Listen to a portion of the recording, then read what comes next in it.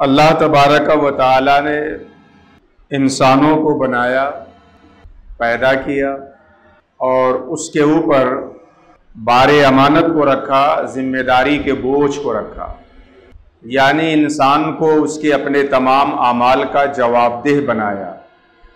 اس کی ذمہ داریاں کیا ہیں؟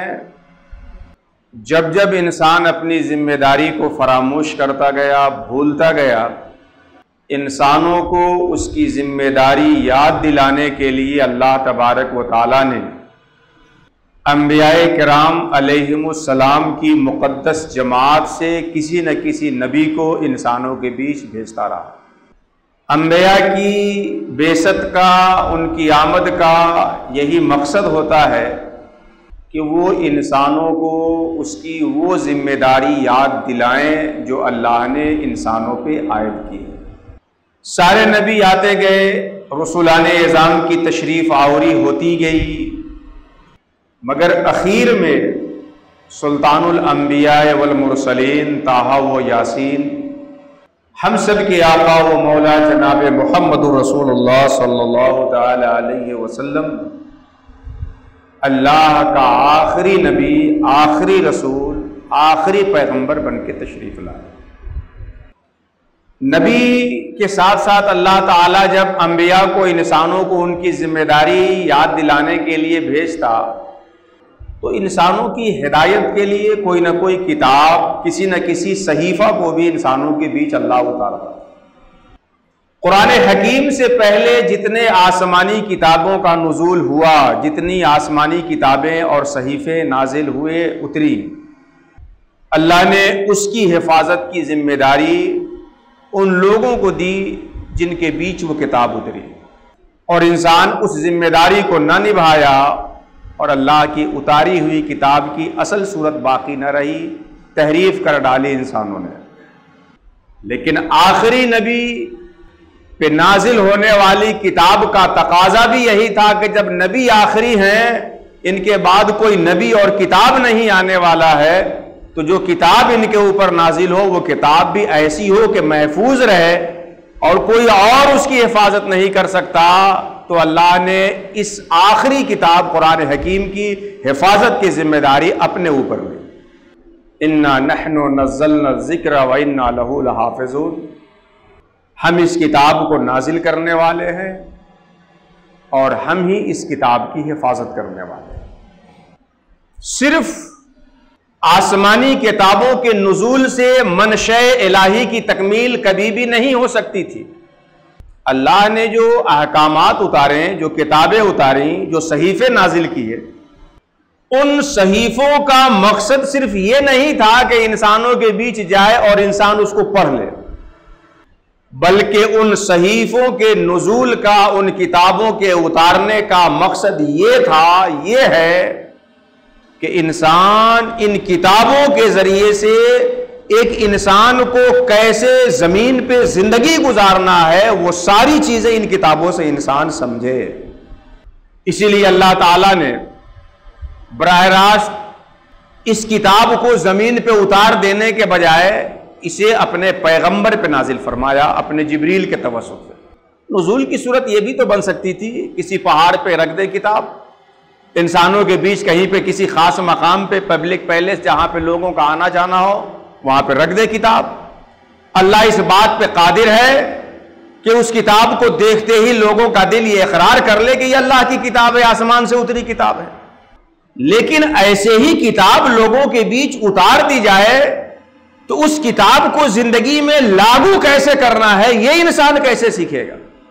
اسی لیے اللہ تعالیٰ نے جب آسمانی کتابوں کو اور اپنے احکام کو نازل فرمایا تو نبی پہ، رسول پہ نازل کیا، تاکہ رسول اس کتاب کو انسانی زندگی میں ڈھال کر کے انسانوں کو دکھائیں۔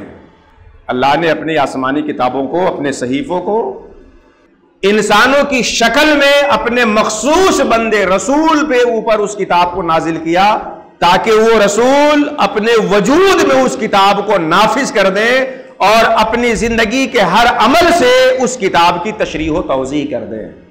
قرآن حکیم کی جو آیت میں نے آپ کے سامنے تلاوت کی ہے، اس میں اللہ رب العزت فرماتا ہے وَأَنزَلْنَا إِلَيْكَ الذِّكْرَ، مصطفیٰ ہم نے آپ کی جانب بھی ذکر کو اتارا، کتاب کو نازل کیا۔ جیسے توریت و زبور سابق رسولان اعظام کی طرف اتارے، آپ کی جانب بھی کتاب کو، قرآن کو اتارا۔ کیوں؟ لِتُبَيِّنَ لِلنَّاسِ مَا نُزِّلَ إِلَيْهِمْ، تاکہ آپ لوگوں کے لیے اس چیز کو کھول کر بیان کر دیں، وضاحت سے بیان کر دیں، صراحت و تشریح سے بیان کر دیں، مَا نُزِّلَ إِلَيْهِمْ، جو چیز ان کی طرف اتاری گئی ہے۔ وَلَعَلَّهُمْ يَتَفَكَّرُونَ، اور لوگ پھر اس تشریح کے بعد فکر کرنے والے بن جائیں۔ أَنزَلْنَا إِلَيْكَ الذِّكْرَ لِتُبَيِّنَ لِلنَّاسِ مَا نُزِّلَ إِلَيْهِمْ، آپ کے اوپر کتاب اتاری تاکہ آپ اس کتاب کو لوگوں کے بیچ شرح و بسط کے ساتھ بیان کر دیں۔ رسول اللہ صلی اللہ علیہ وسلم نے اس کتاب کو، اس قرآن کو، اس فرقان حمید کو جو آپ کے اوپر اتارا گیا، تبین للناس اس طرح فرمایا کہ اپنے جوارے سے عمل کر کے قرآن کی تشریح کرتے ہیں، اپنی زبان سے کہہ کے قرآن کی تشریح کرتے ہیں، آپ کے سامنے اس کتاب کے منشے کے مطابق کوئی عمل کرتا ہے، آپ منع نہیں کرتے ہیں، تو اس تقریر سے اس قرآن حکم کی تشریح کرتے ہیں، اور اسی کو اصطلاح کی زبان میں ایک لفظ حدیث سے تعبیر کرتے ہیں۔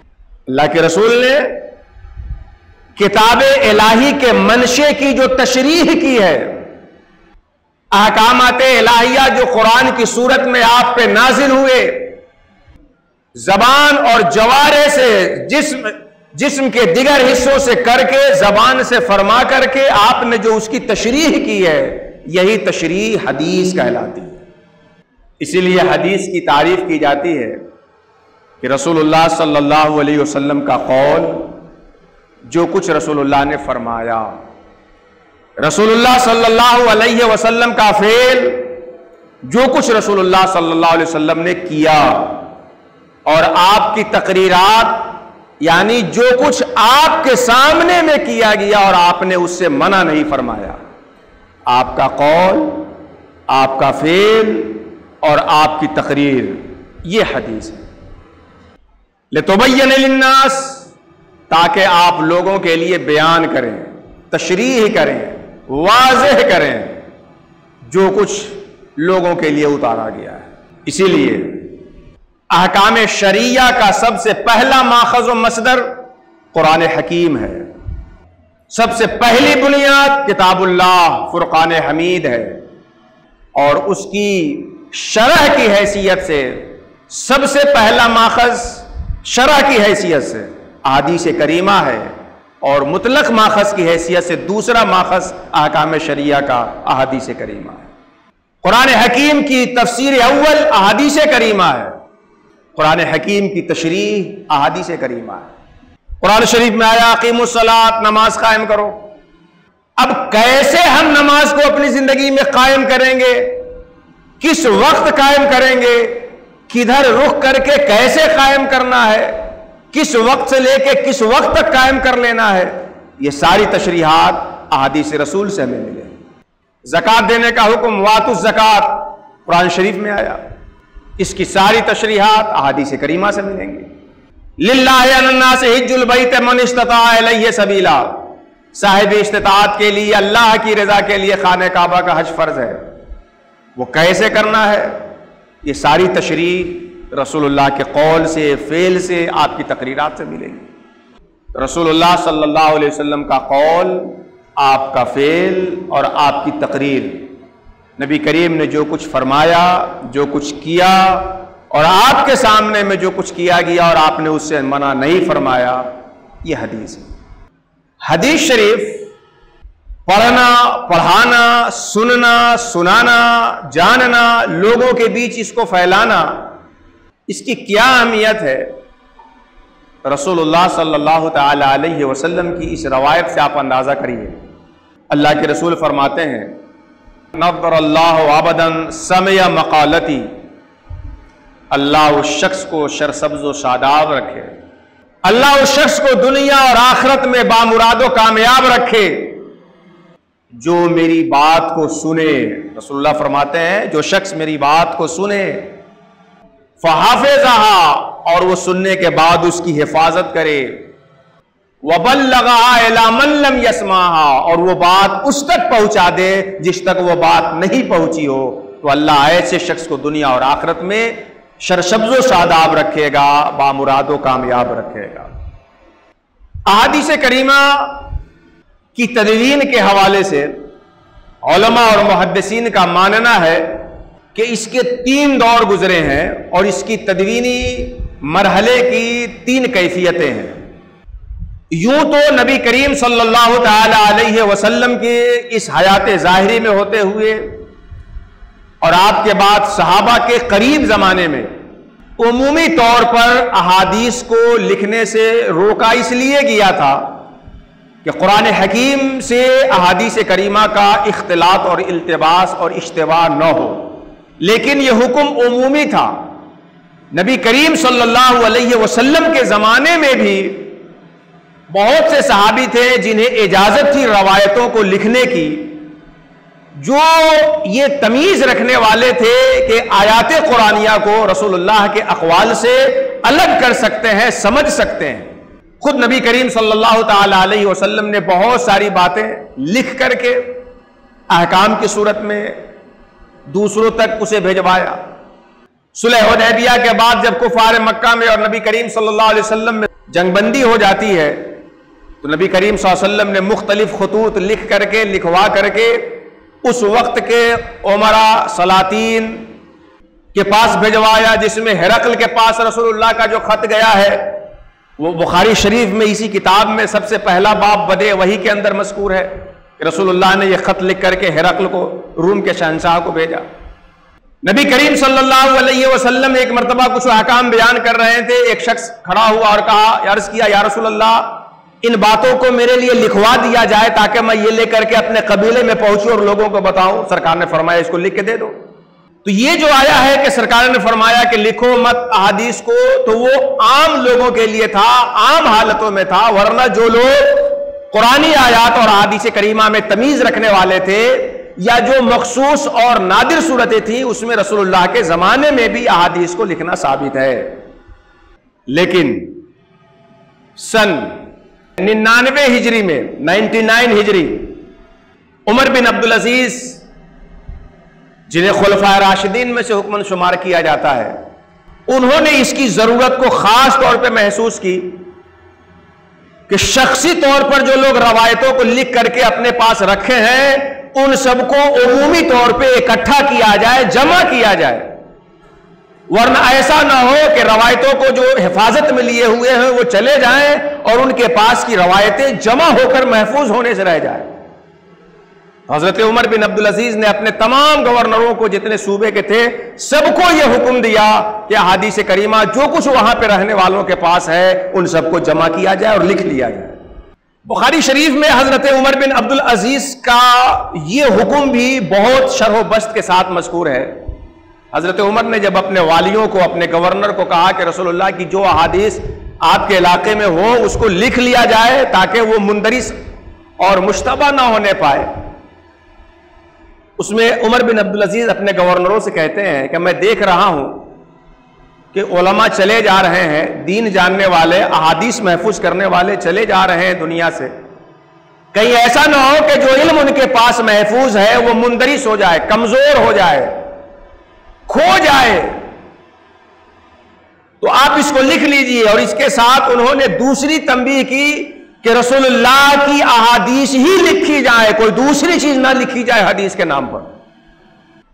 اور اس میں تو عمر بن عبدالعزیز نے اپنے گورنر کو یہاں تک کہا کہ جو احادیث جن کے پاس ہے وہ اس کو راز بنا کے رکھنے کے بجائے لوگوں کو بیٹھا بیٹھا کے، بلا بلا کر کے سنائے تاکہ وہ احادیث لوگوں میں عام ہو۔ عمر بن عبدالعزیز نے اس خدشے کا بھی اظہار کیا کہ جب تک علم کو راز نہ بنا لیا جائے علم ہلاک نہیں ہوتا، اور جب علم کو راز بنا لے آدمی کہ سب کو بتانا بند کر دے تو پھر وہ علم کم ہو جاتا ہے، مندرس ہو جاتا ہے۔ اس لیے جن کے پاس روایتیں ہیں وہ لوگوں کو کثرت سے بیان کریں، انہیں آگاہ کریں تاکہ روایتیں سینہ بسینہ آنے والی نسلوں تک منتقل ہوتی رہیں۔ تو باضابطہ عمومی طور پر تدوین حدیث کا جو حکم دیا وہ حضرت عمر بن عبدالعزیز نے.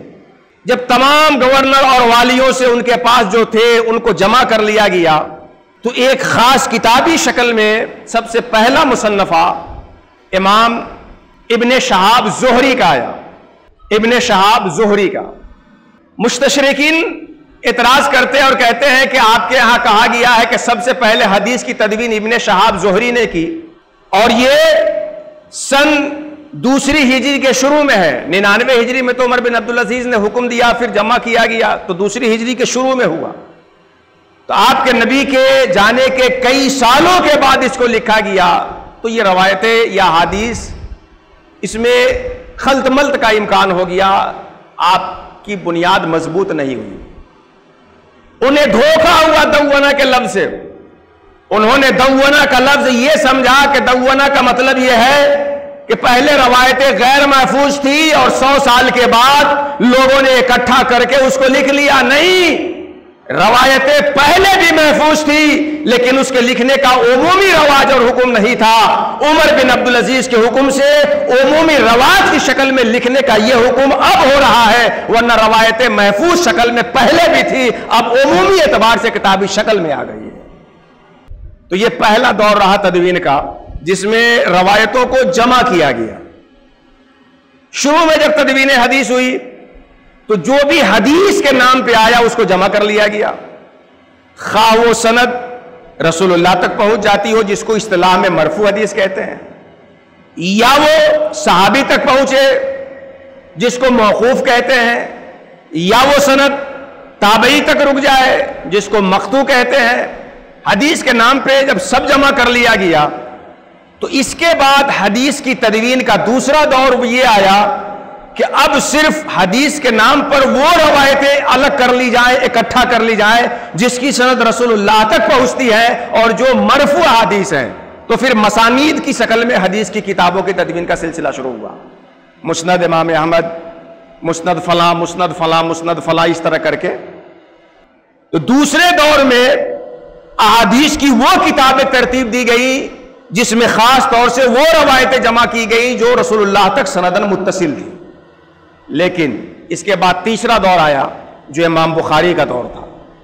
وہ تیسرا دور یہ تھا کہ رسول اللہ صلی اللہ تعالی علیہ وسلم تک جتنی سندیں پہنچتی تھی, جن روایتوں کی سب جمع کر لی گئی حدیث کے نام پر, مگر اس کے روات سے, سند کے راویوں سے, بیان کرنے والے کے احوال سے, کون راوی ضعیف ہے, کون مضبوط ہے, کون ثقہ ہے, کون اوثق ہے, کون کیا ہے, اس پہ نظر کیے بغیر جس حدیث کی سند رسول اللہ تک پہنچ گئی تھی سب کو ایک جگہ کر لیا گیا تھا. تو اس تیسرے دور میں ان روایتوں کو چھانٹ چھانٹ کے الگ کیا گیا جو صحیح سندوں سے رسول اللہ تک پہنچتی ہے. تو ان روایتوں پہ مشتمل جو کتابیں آئی ان کو صحاح کہتے ہیں, جس میں مشہور اسلامی تاریخ میں صحاح ستہ ہے, جس میں مقام اول بخاری شریف کا ہے. امام بخاری ایک مرتبہ اپنے استاذ اسحاق بن راہویہ کی مجلس میں تھے کہ اسحاق بن راہویہ نے کہا کہ اب احادیث کی کتاب اس طرز پہ ترتیب دی جائے کہ جو صحیح سند کے ساتھ رسول اللہ تک روایت پہنچتی ہو اس کتاب میں انہی سندوں کو, اسی روایتوں کو جمع کیا جائے. چونکہ اس وقت تک جو تدوین کا دوسرا مرحلہ تھا اس میں یہ تھا کہ جو سند رسول اللہ تک پہنچی وہ ساری روایتیں حدیث کے نام پہ جمع تھی. امام بخاری نے جب اپنے استاد اسحاق بن راہویہ کی یہ بات کو سنا تو دل میں یہ ارادہ کیا کہ ضرور یہ کام کرنے کی میں کوشش کروں گا, لیکن ارادہ کمزور تھا. ایک دن امام بخاری خواب دیکھتے ہیں کہ اللہ کے رسول صلی اللہ تعالی علیہ وسلم کی زیارت نصیب ہوئی. نبی کریم صلی اللہ علیہ وسلم تشریف فرما ہے اور امام بخاری کے ہاتھ میں وہاں ایک پنکھا ہے جس سے آپ رسول اللہ کے جسم اقدس پہ جو مکھیاں بیٹھنا چاہتی ہیں ان کو آپ ہٹا رہے ہیں. امام بخاری خواب سے بیدار ہونے کے بعد معبرین سے اپنا خواب بیان کرتے ہیں تو انہوں نے بتایا کہ آپ وہ باتیں جو رسول اللہ کی طرف صحت کے ساتھ منسوب نہیں ہے ان باتوں کی نسبت ہٹائیں گے اور جو صحیح بات رسول اللہ سے منسوب ہے اسے اکٹھا کریں گے. یہی آپ کے اس خواب کی تعبیر ہے. اس تعبیر کے بعد, سننے کے بعد اور اس خواب کے بعد استاذ کی مجلس میں جو آپ نے سنا تھا کہ ایک ایسی کتاب ہونی چاہیے جس میں صحیح سند کے ساتھ مروی روایت ہی جمع ہو, وہ ارادہ جو آپ کے دل میں آیا تھا کہ میں ایسا کروں گا، وہ مستحکم ہو گیا اور مصمم ارادہ بن کر کے عمل کی شکل میں بخاری شریف کی صورت میں وہ کتاب آ گئی۔ 16 سال کے عرصے میں پوری محنت کے ساتھ، پوری جافشانی کے ساتھ جس حد تک آپ صحت کو تلاش کر سکتے تھے، اس حد تک جا کر کتاب جمع کرتے ہیں، اور یہ کتاب آپ کے سامنے ہے بخاری شریف کے نام سے۔ بخاری شریف سب سے پہلی روایت اس کی ہے نیتوں کے باب پہ، انما الاعمال بالنیات، اور سب سے آخری روایت اس کی ہے کلمتان حبیبتان الی الرحمن خفیفتان علی اللسان ثقیلتان فی المیزان سبحان اللہ بحمدہ وسبحان اللہ العظیم، وہ سب سے آخری روایت ہے، اور انما الاعمال بالنیات سب سے پہلی روایت ہے بخاری شریف۔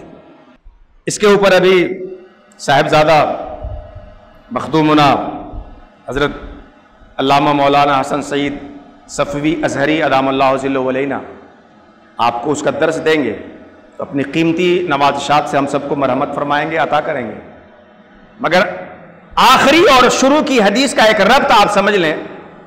سب سے پہلی حدیث نیتوں کے بارے میں، اور سب سے آخری حدیث کلمتان حبیبتان الی الرحمن خفیفتان علی اللسان ثقیلتان فی المیزان سبحان اللہ بحمدہ وسبحان اللہ العظیم۔ پہلے دونوں حدیث شریف کا ترجمہ آپ سن لیجیے۔ سب سے پہلی حدیث حضرت عمر سے ہے۔ حضرت عمر کہتے ہیں کہ میں نے نبی کریم صلی اللہ علیہ وسلم کو کہتے ہوئے سنا، انما الاعمال بالنیات، عمل کا مدار نیتوں پہ ہے، عمل کا مدار نیتوں پہ ہے۔ وَلِكُلِّ امْرِئٍ مَّا نَوَىٰ، ہر آدمی کے لیے وہی ہے جس کی اس نے نیت کی ہے۔ فَمَنْ كَانَتْ هِجْرَتُهُ إِلَىٰ دُنْيَا يُصِيبُهَا أَوْ امْرَأَةٍ يَتَزَوَّجُهَا فَهِجْرَتُهُ إِلَىٰ مَا هَاجَرَ إِلَيْهِ، جو اس لیے ہجرت کرے کہ دنیا پا جائے، عورت سے نکاح کر لے، تو اس کی ہجرت اس کے مقصد کے لیے ہے۔ وَمَنْ كَانَتْ هِجْرَتُهُ إِلَى اللَّهِ وَرَسُولِهِ، اور جس کی ہجرت اللہ اور اس کے رسول کے لیے ہو، تو اس کی ہجرت اللہ اور اس کے رسول کے لیے ہو۔ آخری حدیث شریف کا ترجمہ ہے کلمتان حبیبتان الی الرحمن، دو کلمے ایسے ہیں جو اللہ کو نہایت پسند ہیں۔ خفیفتان علی اللسان، ادائیگی میں زبان کے لیے بہت آسان ہیں۔ ثقیلتان فی المیزان، اور قیامت کے دن میزان عمل میں ان کا اجر بہت ہی بھاری ہے۔ سبحان اللہ بحمدہ وسبحان اللہ العظیم، پہلا کلمہ سبحان اللہ بحمدہ اور دوسرا کلمہ سبحان اللہ العظیم۔ سب سے پہلی اور آخری روایتوں کے تناظر میں حدیث پڑھنے والے، پڑھانے والے، بخاری پڑھنے والے، پڑھانے والے، اور اس درس میں سننے والے، سنانے والے، اور نہ صرف بخاری پڑھنے اور پڑھانے والے بلکہ بخاری شریف میں احادیث کریمہ سے جس دین کی تشریح کی گئی ہے اس دین پہ چلنے والے اور لوگوں کو لانے والے، دونوں کے لیے ابتدا میں کس پہ نظر رکھنی ہے اور انتہا میں کس پہ توجہ کرنی ہے، یہ دونوں چیز قابل التفات ہے جو بخاری شریف کی پہلی روایت ابتدا کی سمت سدھارتی ہے، اور آخری روایت انتہا میں ہمیں اپنے آپ کو محاسبے کی دعوت دیتی ہے۔ کسی بھی چیز کو کرنے سے پہلے آپ کا عمل کیا ہو اور کر لینے کے بعد آپ کا رویہ کیا ہو۔ کسی بھی چیز کو کرنے سے پہلے کیا ہو اس حدیث کو سامنے رکھیں، اور کر لینے کے بعد کیا ہو بخاری شریف کی اس حدیث کو نظر کے سامنے رکھیں۔ کرنے سے پہلے کیا کرنا ہے آپ کو؟ اپنی نیت صحیح کرنی ہے۔ نیت ہے کیا؟ دیکھیے، ہم دو طرح کے افعال کا مصدر ہمارے اندر ہے۔ کچھ افعال ہیں جو جوارے سے تعلق رکھتے ہیں، جیسے ہاتھ، کان، ناک، پاؤں، یہ جوارے ہیں، باڈی ہے، جسم کے حصے ہیں، اور دوسرا حصہ ہمارا قلب ہے، قلب، دل۔ افعال دو طرح کے ہوتے ہیں، افعال جوارح اور افعال قلوب۔ جوارے کے افعال جو کان، ناک، آنکھ سے کیا جائے، اور قلوب کے افعال جو دل سے کیا جائے۔ قلب اور جوارے، قلب اور جوارے کا، دل اور دیگر اعضائے جسمانی کا مقام اگر آپ کو سمجھ میں آ جائے تو نیت کا مقام و مرتبہ خود بخود سمجھ میں آ جائے گا۔ قلب اس وجود میں مرکزی مقام کا حامل ہے. پورے اعضاء، پورے وجود جسمانی میں ہمارے قلب مصدر، مرکز، سینٹرل پوائنٹ. چنانچہ بخاری شریفی کی حدیث ہے، رسول اللہ فرماتے ہیں انسانی جسم میں گوشت کا ایک لتھڑا ہے، اگر وہ صحیح ہو تو انسان کا پورا وجود صحیح ہوتا ہے، اور وہ اگر فاسد ہو تو انسان کا پورا وجود فاسد ہو جاتا ہے، اور وہ قلب دل کا حصہ ہے. تو اس حدیث شریف سے قلب کی مرکزیت سمجھ میں آئی. قرآن شریف میں اللہ رب العزت نے فرمایا الا بذکر اللہ تطمئن القلوب، اللہ کو یاد کرنے سے قلوب کو اطمینان ہوتا ہے.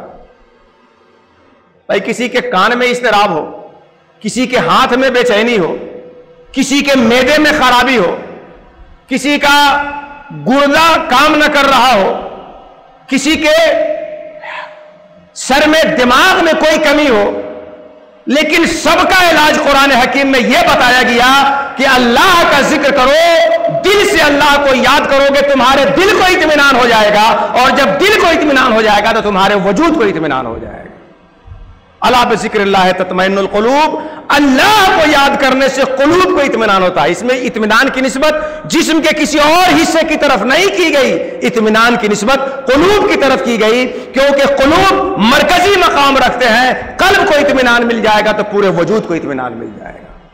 تو اس حدیث شریف سے اور اس آیت کریمہ سے یہ ثابت ہو گیا کہ قلب مرکزی مقام ہے ہمارے وجود کا، اور قالب یہ جسم یہ قلب کے تابع ہیں. اس لیے علماء بیٹھے ہیں، طلبہ بیٹھے ہیں. شرع کے احکام جو ہم سے متعلق ہیں وہ دو طرح کے ہوتے ہیں، ایک احکام اصلیہ اور دوسرے احکام فرعیہ. احکام اصلیہ عقیدے کے احکام اور احکام فرعیہ عمل کے احکام. جوارح سے تعلق رکھنے والے جو احکام ہیں ان کو فرعی احکام کہتے ہیں، اور قلب اور عقیدے سے تعلق رکھنے والے جو احکام ہیں ان کو احکام اصلیہ کہتے ہیں، کیونکہ قلب اصل ہے تو اس سے تعلق رکھنے والے احکام اصلیہ ہوں گے، اور جوارح فرع ہیں تو اس سے تعلق رکھنے والے احکام فرعیہ ہوں گے. تو قلب مرکزی مقام رکھتا ہے، وہ اصل ہے. نیت اسی قلب کے عمل کا نام ہے. نیت اسی قلب کے عمل کا نام ہے جو ہمارے وجود میں مرکزی مقام رکھتا ہے. اگر نیت اچھی ہو گئی، نیت اچھی ہو گئی، عمل نہ بھی کریں گے تو اللہ اچھی نیت پہ ثواب عطا فرمائے گا. عمل کر بھی گئے، نیت اچھی نہیں ہے تو اللہ آپ کو اس عمل پہ ثواب عطا نہیں فرمائے گا. نوشروہ کا ایک واقعہ روح البیان کے اندر درج کیا ہے کہ نوشروہ اپنے قاصد کے ساتھ، اپنے رعایا کے ساتھ گیا شکار کرنے. شکار کا پیچھا کرتے کرتے ایک الگ باغ میں داخل ہوا، دیکھا کہ ایک 13 سال 14 سال کا بچہ ہے، باغ کی نگرانی کر رہا. اس نے کہا کہ کچھ کھلاؤ گے، بہت تھکے ہوئے ہیں. اس نے باغ سے ایک انار توڑ کے دیا، کھایا تو بہت مزہ آیا، بہت لذیذ. اس کے دل میں فطور پیدا ہوا، اس کی نیت میں ارادہ پیدا ہوا کہ اس باغ کا اتنا اچھا پھل ہے تو اس کے مالک سے اس باغ کو چھین لوں گا اور اس کا پھل میں کھاؤں. دل میں ایک فطور پیدا ہوا، اس پھل بہت اچھا ہے، اس کے مالک سے لے لوں گا. اب جب دوسرا پھل مانگا کہ ایک اور کھلاؤ، بڑا اچھا لگ رہا ہے. اب جب دوسرا کھایا تو بڑا کڑوا ذائقہ تھا اس کا. نوشیروہ کہتا ہے کہ ابھی جو تم دیے تھے اس کا ذائقہ تو بڑا اچھا تھا، یہ بدل کے کہیں اور سے لائے ہو کیا؟ تو نہیں، آپ کے سامنے ہی تو توڑے ہیں. لگتا ہے کہ بادشاہ کی نیت شاید خراب ہو گئی ہے، اسی لیے ذائقہ بدل گیا ہے. اب جب یہ سنا تو اس نے فوراً دل میں توبہ کیا کہ نہیں، اب ہم اس کے باغ کو نہیں لیں گے. اس نے کہا کہ چلو ایک اور کھلا دو. اب جب کھلایا تو پہلے جو ذائقہ تھا اس سے بھی اچھا ذائقہ کے ساتھ اپنے اندر محسوس کرتا. مفسرین فرماتے ہیں اس واقعے کے بعد کہ نیت کا اتنا فرق پڑ جاتا ہے.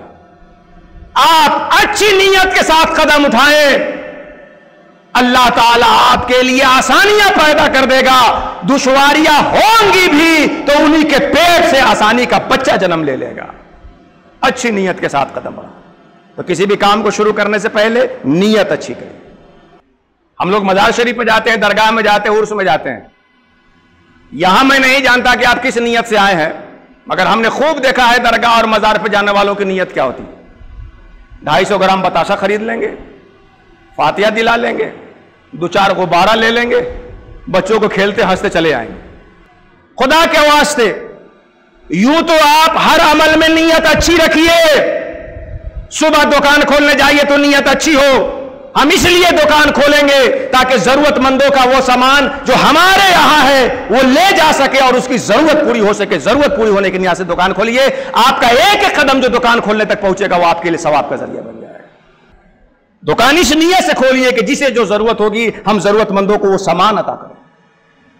جو پیسہ آئے گا اس میں یہ نیت رکھیے کہ بال بچوں کو کھلاؤں گا, اللہ کے راستے میں خرچ کروں گا. یہ چیز آپ کے لیے نیت بن جائے گی, ثواب بن جائے گی.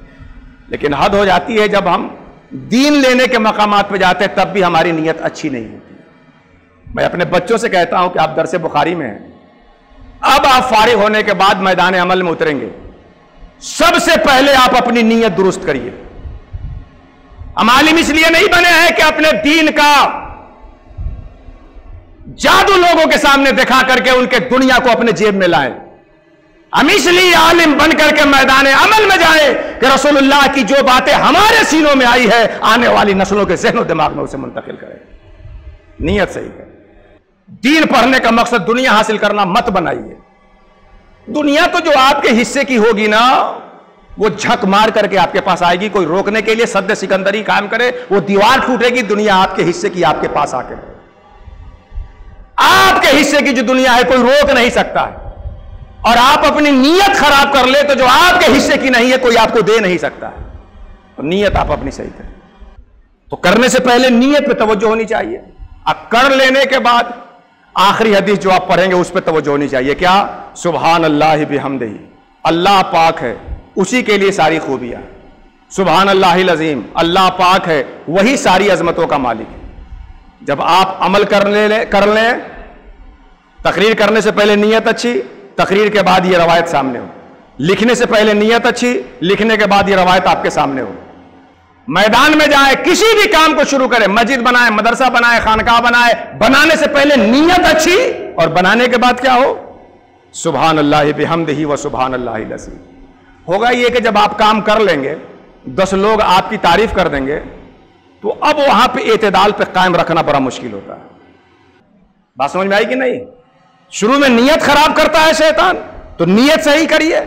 کر لینے کے بعد بہت اچھے طریقے پہ کیا آپ نے, اللہ کی مرضی کے لیے کیا, اچھے طریقے پہ کیا آپ نے. اب کیا ہے؟ آپ کے دشمن بھی کہنے لیں گے واہ مولانا صاحب تقریر تو ایسی ہونی چاہیے, واہ صاحب تحریر تو ایسی ہونی چاہیے, واہ صاحب آپ جیسا پیر ہم نے کہیں نہیں دیکھا. جب یہ باتیں عمل کے بعد آئے تو آپ سمجھ لیجئے کہ سبحان اللہ بحمدہ و سبحان اللہ العظیم عیبوں سے پاک اور ساری خوبیوں کا جامع صرف اللہ کی ذات ہے. ہم انسان ہیں تو کوئی نہ کوئی عیب ہم میں ہوگا, اس لیے ماننے والوں کی تعریف سے کبھی بھی پھل کر کے غبارہ نہیں بننا چاہیے, ہمیشہ اعتدال پہ قائم رہنا چاہیے.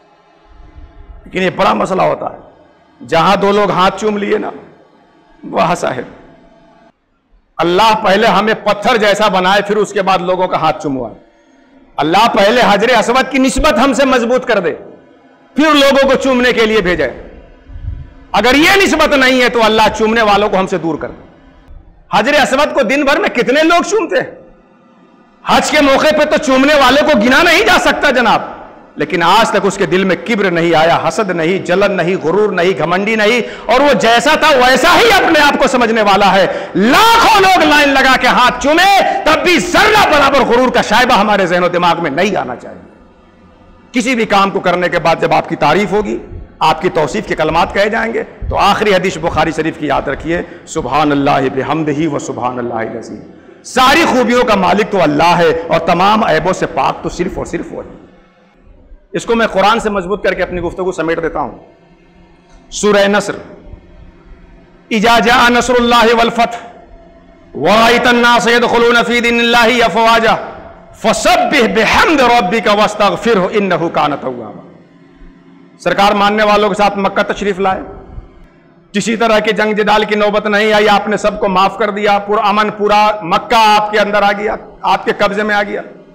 اللہ فرماتا ہے اذا جاء نصر اللہ, جب اللہ کی مدد آ گئی, والفتح, اور آپ کو فتح مبین حاصل ہو گیا, ورائت الناس, اور دیکھ رہے ہیں کہ لوگ دین میں ذوق در ذوق, فوج در فوج کثرت سے داخل ہو رہے ہیں, فسبح بحمد ربک, بظاہر اگر دیکھے تو آپ کے آنے کے بعد دشمن آپ کا مقابلہ نہ کر سکا اور سب سلنڈر ہو کے گھروں میں چلے گئے، مکہ جہاں سے آپ نکالے گئے تھے وہاں کے مالک ہو جاتے ہیں، تو یہ مقام تو مقام شکر ہے نا۔ ہونا تو یہ چاہیے کہ لوگ جب آپ کے دین میں داخل ہو رہے ہیں، مکے میں آپ داخل ہو گئے تو اللہ کا شکر ادا کیجیے۔ قرآن میں کہا بھی گیا ہے بہت سارے مقامات پہ شکر کے لیے، وَاشْكُرُوا لِي وَلَا تَكْفُرُونَ، لیکن یہاں مقام شکر بظاہر ہے لیکن شکر کے لیے نہیں کہا جا رہا۔ مقام شکر ہے نا لیکن شکر کے لیے نہیں کہا جا رہا۔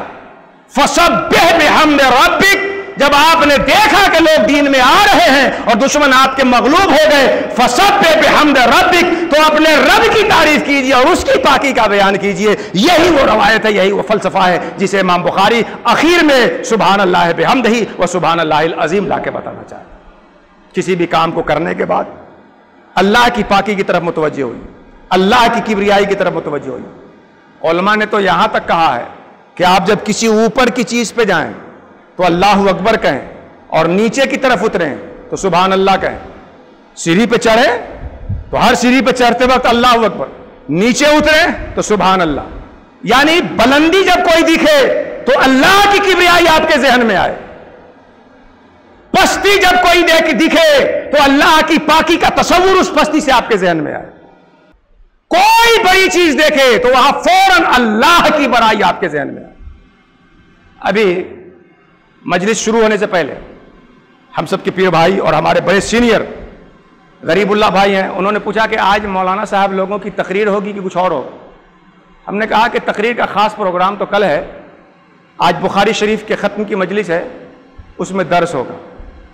جیسے ہی سبحان اللہ بھائی درس سنتے ہیں تو خانقاہ میں آنے جانے والے رہنے والے خوب سمجھتے ہیں کہ درس کی جب نسبت ہوتی ہے اور درس کا جب لفظ سنتا ہے تو فوراً میاں حضور کے مجالس خیر کا تصور ذہن میں آ جاتا ہے۔ میاں حضور کا درس چل رہا ہے، چلو جلدی چلو جلدی چلو، تو درس میاں حضور سے منسوب ہو کر اتنا سنا گیا کہ درس کا نام سنتے ہی ذہن میاں حضور کے مجلس کی طرف گیا۔ سبحان اللہ بھائی کہتے ہیں کیا میاں حضور درس دیں گے کیا؟ میں نے کہا کہ میاں حضور درس نہیں دیں گے، مولانا لوگ درس دیں گے اور میاں حضور ان کی اصلاح کر دیں گے۔ اچھا تب ٹھیک ہے، میں بتانا یہ چاہتا ہوں کہ جب درس کا لفظ انہوں نے سنا تو فوراً میاں حضور کا درس ہوگا کیا؟ درس کا لفظ سن کے میاں حضور تو نہیں سوچ گئے۔ مومن کے ذہن و دماغ میں اللہ کی کبریائی اتنی رچی بسی ہو کہ دنیا کی جو بھی بڑی چیز دیکھے وہاں اللہ کی کبریائی کا اظہار کرے۔ مومن کے ذہن و دماغ میں اللہ کی پاکی اتنی رچی بسی ہو کہ کسی بھی مناسب چیز کو دیکھے تو اللہ کی پاکی کا تصور اس کے سامنے آ جائے۔ سبحان اللہ بحمدہ و سبحان اللہ العظیم۔ مولا کریم ہمارے ذہن و دماغ میں اپنی کبریائی کے تصورات کو واضح فرما دے، اور یہ بخاری شریف جو اس کے دین کی تشریح کی حیثیت کی ایک کتاب ہے، مولا کریم ہمیں دین کو رسول اللہ کے لائے ہوئے منہج کے مطابق سمجھنے کی توفیق عطا فرمائے۔ ہمارے بچے جو ایسے فارغ ہو کر میدان عمل میں نکل رہے ہیں، مولا کریم انہیں خلوص کی نعمت عطا فرمائے، میدان عمل میں انہیں استقامت عطا فرمائے۔ ہمارے یہ برادران جنہوں نے اپنے پیسے خرچ کر کے ان بچوں کو عالم بننے میں مدد دی ہے، ان کا اجر انہیں عطا فرمائے اور ان کے مال میں برکتیں عطا فرمائے، آمین۔ وما علینا الا البلاغ المبین۔ السلام علیکم ورحمۃ اللہ۔